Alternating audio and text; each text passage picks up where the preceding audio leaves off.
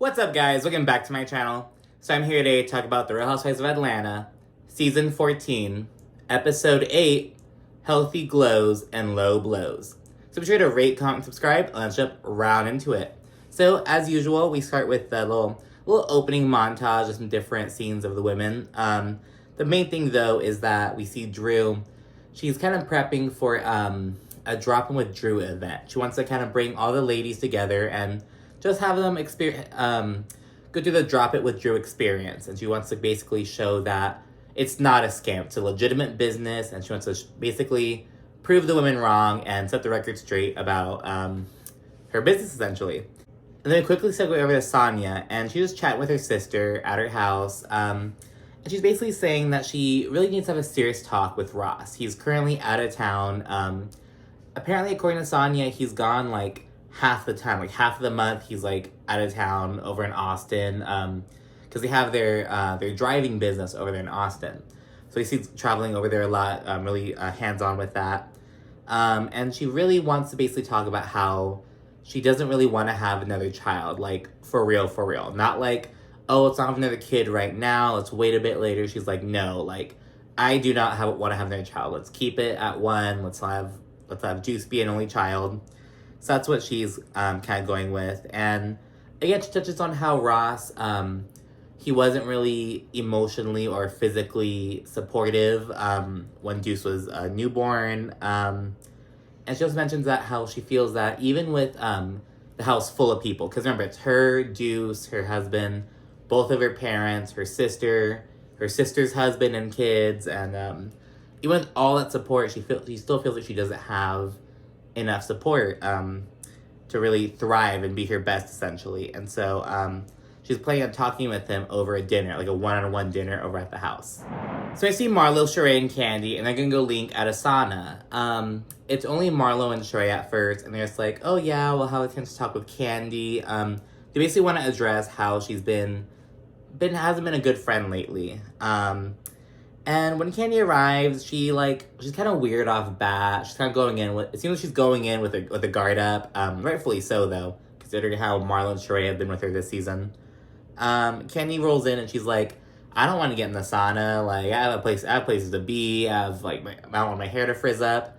And it's like, well, why'd you even go? Like, why'd you even show up to the sauna if you're not going to get in? You know what I mean? It just seems kind of weird. Like, you could make it like a lunch date or it's been, I don't know, ask to reschedule or some shit. I don't know. But yeah, she's not going in, and Marlo, she's like, oh, well, can you just change into bikini so we have like a little girl moment and take some pictures? And Kandi's like, nope. Like, she does not want to fuck with the girls at all at this point. I ain't doing it. So, want to just put your swimsuit on, take pictures in with us? We can just be cute, have a girl moment. No. Not gonna happen on my watch. No. So they're all sitting down, Marlo and Shereé in the sauna, and Kandi just kind of outside of it, kind of weirdly. They small talk for like 3 seconds about Kandi's, because she was recently in New York filming her TV show. And they small talk for a little bit before Shereé goes in. Shereé starts reminiscing about like 10-year-old moments between them on the show. She was like, oh, I feel like we were always cool, especially when we were the Smalls. And she played this 10-year-old, like, they played this 10-year-old clip that I didn't even fucking recall. And I remember, like, some big moments from, like, the shows, but it was, like, some shit you didn't even remember. And they show some, like, 6-year-old photos being like, oh, yeah, we used to be so close, Kandi. Now we're not. And it's, like, it very much seems... we saw this earlier this season with Marlo, and she's talking to Kandi about, like, oh, well, Kandi, why don't you ever invite me and the boys over? Why don't you come over and play like Monopoly with me and the boys, or some like kind of asking Kandi to start doing stuff and to like so she can give the boys a sense of structure. Now I have Shereé kind of being like, oh, why don't you do anything for me, because she's going through some bullshit with Tyrone. All of a sudden she wants Kandi. It just seems really weird and forced. But what I will say, so Shereé mentioned that she wanted Kandi to be there with her situation with Tyrone. In response to that, Kandi was like, I was waiting for you to reach out to me. I didn't want to start the conversation. And it's like, well, Kandi, you saw the photos. You could have at least sent a fucking text message and be like, hey, girl, I saw the pictures. Want to reach out and see if you want to talk. You know what I mean? But Kandi didn't do any of that, and Shereé was bothered, which I'll give that to Shereé. I understand where she's coming from with that, but all this other shit, it's like, girl, you're talking about shit from 10 years ago. It's like, we're in different places, girl. I have two more kids now. Like, fuck. So it's kind of weird. And then Marlo, following suit, she starts going in as well. And she says that Kandi, the crux of it all is that Marlo and Shereé feel like Kandi needs to show up more for the people she cares about. Kandi goes on to say something about, like, she tells Marlo, oh, well, I have my own family saying that they feel like I don't spend enough time with them. Like, basically as a way to be like, you feel this way, but other people feel this way too. I can't do it all. And Marlo's response to that is to be like, well, Kandi, if other people are telling you that, it sounds like it's a you problem. It means it's something that you need to work on. And it's like, Kandi does a lot. You know, she works a lot. She has 3 fucking kids in different, like, age ranges. And it's like, oh my gosh. So Kandi gets upset and she gets frustrated. It's this whole meme now. She's like, I'm getting frustrated. Like, she is so irritated. And Shereé hits a tantrum. She's like, oh my gosh, like, I'm not dealing with this. But they all wind up hugging it out. But Kandi does not care. Like, not that she doesn't care, but Kandi, like, doesn't want to be there. She is, like, side-eyeing the living fuck out of Marlo and Shereé, but she's just like, ugh, like, she's like, what's wrong with you guys? You guys are some sharks. Like, her face says it all in the moment. Better somebody. Then why not help them? Are you getting frustrated because we won't help from your ass? Because I've tried to both of y'all and I'm gonna give you a hug. why do y'all keep throwing it at me like I'm saying moving forward, Kandi. We're trying to Oh my all of us are tough so and annoying. we all So we all do annoying. this. It's not annoying. Moving It's forward. annoying. I will be better. So they're back at Sonya's, and she's prepping the for the dinner with Ross. She's making sweet and sour salmon, and she's actually doing the cooking. She has her mom there for, like, moral support and to, like, tell her how to do certain things, but Sonya's actually doing the cooking. And her son Deuce comes in, and we've only seen Deuce a little bit, but he's very energetic. At Brooklyn's birthday party, he was acting up a bit, and Sonya, like, couldn't, like, discipline him. Like, she couldn't get him to calm down. Like, her way of doing things is basically seemingly to be like, oh, I'm gonna call your dad. It seems like she has Ross be a disciplinarian, but he's never fucking there, so Deuce kind of does whatever. He goes in the kitchen, he's like, I want to eat now. And she's like, okay, I'll make some food. Then he comes back, like, a little bit later, like, I want to eat now. Like, he wants, like, his, like, french fries. He's not doing it, like, he's just being, like, kind of annoying or whatever. And it's just like, girl, yeah, you gotta shut that down. And she's kind of like, oh, I'm going. And it's like, see, this is why you think it's so much. It's like, kids are always different, obviously, but it's like, girl, you gotta... Like, Sonya seems so chill, basically, I think is what it is. And it's like, girl... But anyway, the food looks good. Sonya looks great. You know, she changes into this stunning dress. And then Ross gets home. And they go to sit down.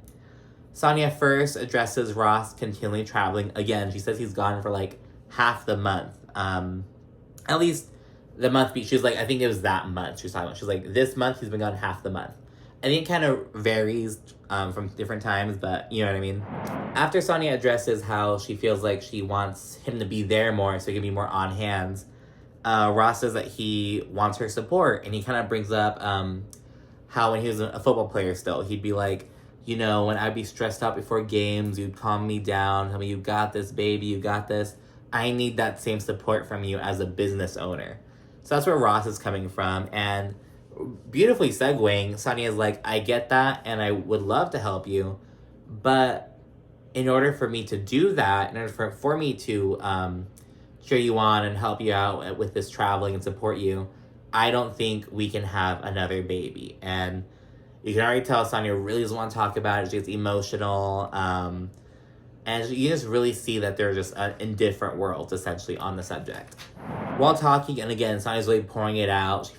She says that she feels she's gonna explode. She just can't, like, the thought of having another child, she just really can't deal with that. And it's like, girl, I respect that, you know? It's like, but Ross, he's still in the same mindset, and he says he doesn't know if he'll wind up resenting Sonya, because basically he's like Sonya asks him, will you resent me if we don't have any more kids? And Ross is like, I don't know. And I'll watch what happens live, because Sonya appeared on the show, and Ross was, like, the bartender. They brought it up, and Ross was like, they're basically in the same situation. Ross is still, like, gung-ho about having a baby, and Sonya's like, I don't know. So you can really see it's gonna be... Because Deuce is only 4 at this point. I feel like this conversation is really gonna only heat up more and more as he gets older. I feel like it'll cause some real issues when he's around, like, maybe 6 or 7. Like, 7 or 8, maybe. But yeah, stuff's going on with Sonya and her husband. We had some quick little business scenes, kind of, with the dynamic duo of terror, Shereé and Marlo.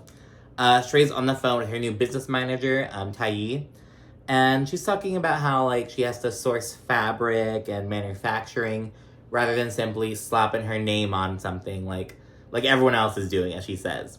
And it's kind of some foreshadowing for what's going on with Drew later on, but we'll touch on that later. And with the other one, Marlo, we see Marlo and her nephews, and they're at La Archive. She's basically having her nephews, like, clean some shit, polish up some pieces of jewelry, it seems.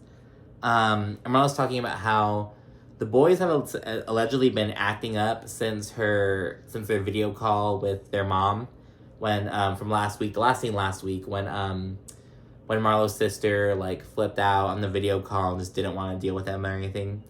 So the boys have been allegedly acting out since then. It's maybe a little bit of a spoiler, but at the end of, in the preview for the next episode, Marlo says that she, like, kicked the boys out or some shit like that. And I was like, oh my god. And I was like, well, I'll wait to hear what happened. My initial thing is always like, girl, they're 12 and 14. Why are you kicking them out? Like, calm down. But I mean, there's only so much Marlo can do. She's not even their parent. She's their fun auntie who recently became a mentee. So it's tricky waters to navigate for everyone, I think. But it's been a few years, though. But they're at that age. They're getting older. I think they're 12 and 14. So we'll learn more about that later. So we have their little group scene with Kenya, Kandi, and Monyetta. And there's little candle making places. It's really cute, actually. They're sampling some scents. And Kenya fills in Kandi and Monyetta about Marlo shit-talking Kandi about the whole, like, Kandi wanted to offer hand-me-downs to my charity, but I don't do that shit. So Kenya filled Kandi and Monyetta in about Marlo's comments regarding that. And Kandi says she feels, because this, on top of Marlo and Shereé coming at Kandi at the sauna, Kandi's like, okay, I feel like Marlo's just starting, like, leading a hate campaign against me. I feel like she's just really trying to go in on me, make everyone think I'm a bad friend, a bad person, and shit.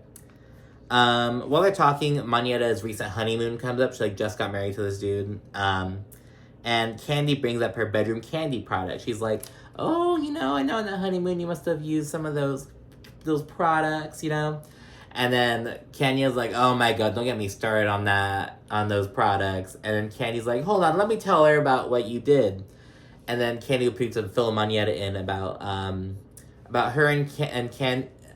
Kandi and Kenya. They're similar names. The K names are gonna fuck me up. Kandi and Kenya's disagreement over in New York City regarding the vibrating panties. So she fills them in, and Kandi's like, we're just playing a game, but Kenya's being all weird about it. And then she's like, okay, but that game involved vibrating panties, which could be controlled by other women's husbands if they're too close. And Monyetta's like, wait, girl, what? Like, and then so Monyetta kind of sides Monyetta sides with Kenya, and she's like, yeah, Kandi, that was a little too much. Like, the whole, just the fact that your vibrating panty could get activated by another person. Like, that was a bit too much. And then Kandi and Kenya just keep going. Kandi's like, okay, you guys have to stop acting like you're so prim and proper all of a sudden. And it's like, it's not being prim and proper and shit. You could love to bust it down and use vibrating panties, but in that situation, it was kind of weird. And not talking about how weird it was to, like, have vibrating panties on during the play on Black male identity and trauma. It's like, what? Like, it's not like some sexy, burlesque, Rocky Horror Picture Show bullshit. It's like a pretty serious, important play. You know what I mean? So they're not talking about that. Like, it just didn't go well. You know what I mean? It's not like a bachelorette party or, like, some fun girls' night where you're watching some sexy, like, you know what I mean? It's, the game don't even fit the scenario in which it's being played in. You know what I mean? But yeah, but anyway, the girls, they kind of settle their issues, and then they keep making candles. It's pretty quickly. They argue, have a disagreement. Kenya tells Kandi, she's like, you know, I'm not a yes man. I'm going to tell you if I disagree with you, and we can move on. And I agree with that. You know, it's like, you can't always expect your friend, like, they're going to have opinions on shit. And, it's, you know, so I respect that. And Kandi says, you know, me and Kenya, we can disagree and argue, and we can move on. That's not the case with Marlo, though. Marlo just keeps hounding on shit, which I do agree with. They end the scene with a cute little moment. Kandi shows, she has Kenya smell her candle, and Kenya's like, ooh, that smells good. And Kenya's like, good, because I'm going to name it Candy's Pussy. I know. What am I gonna name this? I like it. Oh, yours smells good. Good, because that's Candy's pussy. You finally got to smell it. So we're at the scene of the Drop It With Drew event, and the optics are very different. So like we saw the venue a bit earlier at the beginning of the episode during the little montage. Now we're seeing it again, and it's totally different. And granted, when any business or company does like an event, it's always gonna be, you bring up the banners, you kind of spruce shit up a bit, but it's like very different, as Kandi points out. I'm gonna drop it with Drew, but at the same time, is it a real Drop It With Drew facility? I don't know. Sonya, Marlo, and Shereé, they're on the car together, rolling up. Sonya says, she's like gushing and beaming about, like, she's like, oh, I'm so glad that I'm invited. I'm glad Drew invited me. And Marlo and Shereé, they said they would have uninvited, if they were Drew, they would have uninvited Sonya. They're like, we would have been petty and uninvited your ass, because remember, Sonya, just in the last episode, made a big old thing about uninviting Drew or some shit. And Sonya's like, oh, I'm glad she invited me. Sonya's so weird. It's like, girl, like, you shouldn't have gone. Like, Sonya probably should not have gone to this thing, to be honest. And then Marlo, she makes a comment. They roll up, and they're like, oh, this is, they see a banner, and they're like, oh, you know, Drew's made that thing at FedEx. It's like, maybe she did, you know, no hate, you know, you use their services, you know, fuck it. They get there, everyone's all there, except Kenya at this point. Marlo ignores Kandi, which Kandi kind of clocks, she's like, what the fuck? And Shereé captivates everyone with her big, fat ass. My people! How you doing? Good, how are you? Oh my God. Shereé brought out that ass. Oh my God. This is distracting, Shereé. Oh! I didn't even see all of that back there. Wait, Kandi, you see the... Shereé kind of fills in on her She by Shereé merch. She has her She by Shereé yoga mat, her She by Shereé leggings, and her She by Shereé water bottle. And she's like, they'll all be coming to the She by Shereé website soon. And the production's all shady. They're like, spring? Summer? September? Today, I'm wearing my She by Shereé leggings. I am working out on my She by Shereé yoga mat, and I am drinking water out of my She by Shereé water bottle. All coming to you soon at shebyShereé.com. Weirdly, Sonya then goes up to Ralph, and she asks Ralph for advice regarding her situation with Ross. She's like, you know, Ralph wants to have another baby, but I don't know if I want one. And it's like, girl, why the fuck are you asking Ralph? Like, of all the people up in that room. And she asks Drew for some advice later on, too. And it's like, of all the people on the cast, of all the strangers in that room, you ask Drew and Ralph? Like, are you kidding me? Now, I've been awfully nice to Drew lately. But it's like, she's not the bitch to ask for this stuff. So, and I forgot to mention this. So, I like seeing this part of Sonya, you know, about her, like, dealing with her shit with Ross and kind of being with her family and shit. And it's like, it's not her just starting bullshit with Drew for nothing, you know, so good on that. And Ross, predictably, he's said some bullshit like, oh, you gotta make it work, you know, you can't use being busy as an excuse to not have kids. And it's like,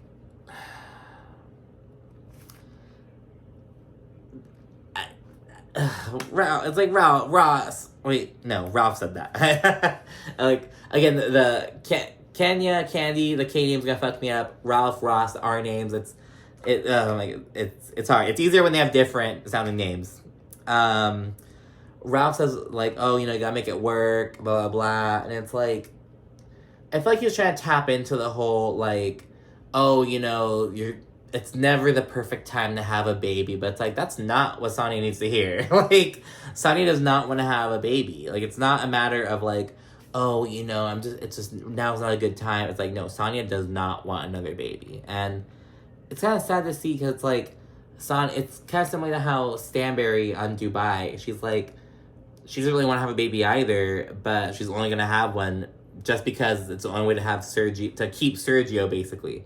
It seems like Sonya's in a similar boat. She's realizing, I don't want to have another baby, and I may lose my husband, or he may resent me. So it's kind of really sad to see, but it's like, girl, why are you asking Ralph for advice? A little something starts between Kandi and Marlo. Marlo tries to talk to Kandi. Kandi's like, oh, so now you're talking to me. And then Kandi brings up how Marlo was talking shit about her the other day. But they squashed it quickly in the name of dropping it with Drew. And the event is about to start. Like, everyone's at their little yoga mats. Drew, she's like giving a little speech, shouting out different, like, people who have lost weight through the program and shit. And then Todd gets a call and he answers it. And it seems like it must be a pretty important call. But he's, like, right there, like, at the yoga mat. Like, oh, what happened? What's happening? And it's like, bro, move. It's like, take the call but move to the side. He's, like, right there talking on the phone. It's like, bro, move. I thought this was, like, a little weird. He goes over to Kandi and he's like, oh, let's go. Come on, get your stuff. But he's still on the phone, so Kandi doesn't know what's going on. They leave, and everyone's kind of like, they can't just leave? Like, what's going on? They kind of deduce that it must be important. Then we end up finding out that there was a trespasser on Kandi's property. Some dude jumped the fence and was basically, like, sitting on her front porch when it was just her kids and her nanny at home. So Todd and Kandi, they're obviously, understandably, kind of shaken up. They're on the phone with the police. They actually go home, and the event continues. The workout begins, and Marlo and Shereé are killing it with the confessional commentary, little confessional killers. They're just talking shit about Drew real quickly. Come on. I do girly push-ups. I don't work out, baby. I get lipo. Isn't that what Drew does? Look at you, look at how cute and sexy. You know you can do this. I'm watching Drew. Come on, Drew. What you doing? Come on, you got it. Come on. Well, wait, what? Between Drew's horrible mommy makeover and the way she's doing these moves, I can see why she still looks like a busted can of biscuits. Kenya arrives at the very end of the workout. She was late because she was at an open house for Brooklyn. And then while all the ladies are together, Drew introduces them to Jackie, her business partner.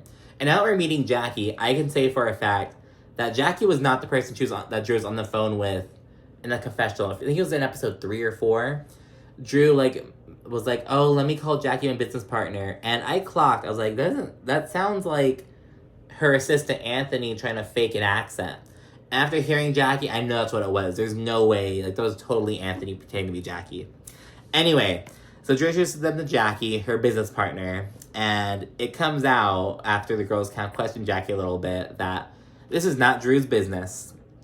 Drop It Drew originally started as something called the 21-Day Program, and it was, like, started 5 years ago by Jackie. And Drew was recently brought on to kind of serve as the face of the program to help to help boost the numbers in Atlanta specifically, because they had, like, camps in Chicago and Florida and shit. They were like, okay, for Atlanta, let's bring Drew in. So the girl's like, oh, so it's not Drew's business. Oh. So it maybe backfired a little bit. So Drew proved that Drop It with Drew is a real thing, but she also proved that it's not her business, so. I think it sounds like a legitimate business, and people are here, they're working out, they're sweating, but Drew really doesn't have much to do with the business part of it. The little thing between Marlo and Kandi comes up again while Kandi is not there. So Marlo's kind of like, oh yeah, Kandi was kind of gutting for me earlier. And she asks Kenya if she's the one who basically carried the bone to Kandi. And Kenya's like, yes, I did. I filled her in accurately. And so Kenya, she's really sticking up for Kandi. She's like, oh, Kandi's not fucking with you, Marlo. Like, you're really not showing up. Like, you're kind of being shady, you're being a bad friend to her, which hurts Marlo, and Marlo goes in. Now, people have been calling for Marlo to get her peach revoked for the past, 3 episodes. This was bad. A lot of people are citing this like, yo, Marlo, this is too much. This is too fucking much, Marlo. And Marlo, I've been vying for you last episode. I was I was sticking up for you in terms of it's not that bad that she doesn't want to take these hand-me-downs. That's not what she does in her charity, maybe, but this was bad. This is indefensible. She starts going in. She starts going about well, Kenya, if you're such a good friend, well, how's Mark doing? How's everything with Mark, her estranged husband? She goes in about how Kenya has a fake booty. The same old bullshit that, they've been throwing since Kenya came on the show. Fake booty, bad makeup, blah, blah, blah, blah, blah, just going in and on. And then Marlo beats a shit on Kenya for basically being taken advantage of by Mark, essentially. Kenya's like, yes, I did deal with that bullshit. It was a bad relationship, but I got my beautiful daughter out of it. What do you have? And it's... it gets really heated, and Kenya puts her hand in Marlo's all up in Kenya's face, and Kenya's like, get up out my face. Get up out my face. Get out my fucking face. And she's just all up in there. It's really just telling her back the fuck up. But you didn't tell Mark, you should have told him that you were perfect. You didn't tell Mark you were perfect. You didn't tell Mark you were perfect. Get out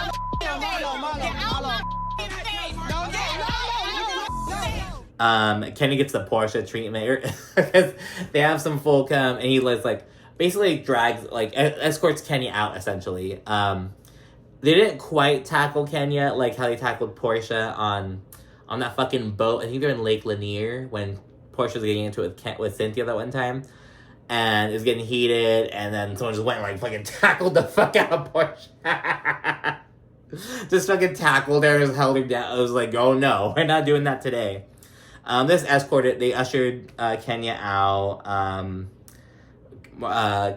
Kenya's just like, oh, you're a little pitiful little hoe. It was ooh, just going at it. And Marlo and Kenya are basically over each other at this point. Every time I turn around, Kenya is coming for me. It's never anything uplifting. I'm tired of you, Kenya. I'm tired of you. You can use your words to fight. I can do it all day long. Let's go. But don't get in my face, period. Or you're going to have a problem. Then we get a little update on Kandi. We're back at her house. Everything's all good. And we see some camera footage of the trespasser. He looked all methed out. He's like, oh, I am Beyonce's family member, and Kandi Burruss told me to come over because I'm a singer-songwriter, and I am T.I.'s son. And it's this whole thing. That's basically it. It was a little funny moment, but everything's all good. I am Beyonce's family member. I'm a songwriter. And I was told to come over here by Kandi Burruss because of the fact that I'm T.I.'s son.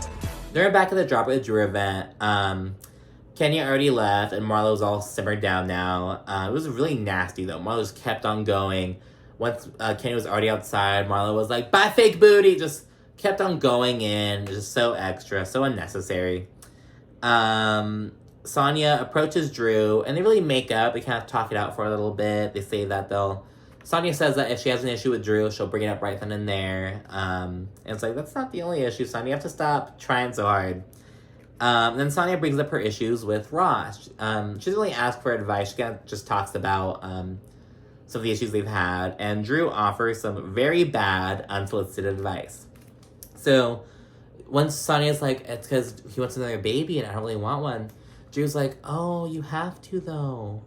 She literally tells her, oh, you have to have another baby. And she says, if that's what your husband wants, you have to have another baby.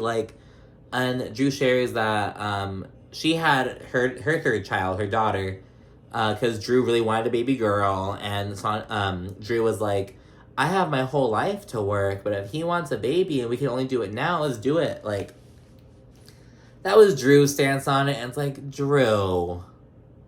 Now Drew's giving some pick-me energy. It's oh my god. It's totally unsupportive. But I have to say, Sonya should have known who she was going to for advice. She went to Ralph and fucking Drew for advice, for family and marriage advice. The two bitches on the show you should probably never go to. Like, you do not go to Ralph or Drew for, like, advice. Like, what? Like, she couldn't have gone, oh my gosh. But anyway, that's it. Yeah, it was really gross with Drew. She was like, you might want to think about it, you know? You might want to think about having another kid if your husband wants it.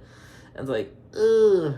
And it's the end of the event and the end of the episode right there. It was a pretty good episode. A lot of it was, in the end, it was back and forth. Again, it was really cool to see Sonya be have a different storyline, a different focus than just going in on Drew for no reason, you know? God, it's a weird, really weird, complex situation between Sonya and Ross. What do you think about what's going on, about how Ross is saying, oh, you know, I want another baby, but Sonya doesn't? Like, what are your thoughts on the situation? What are your thoughts on Ralph and Drew's advice to Sonya?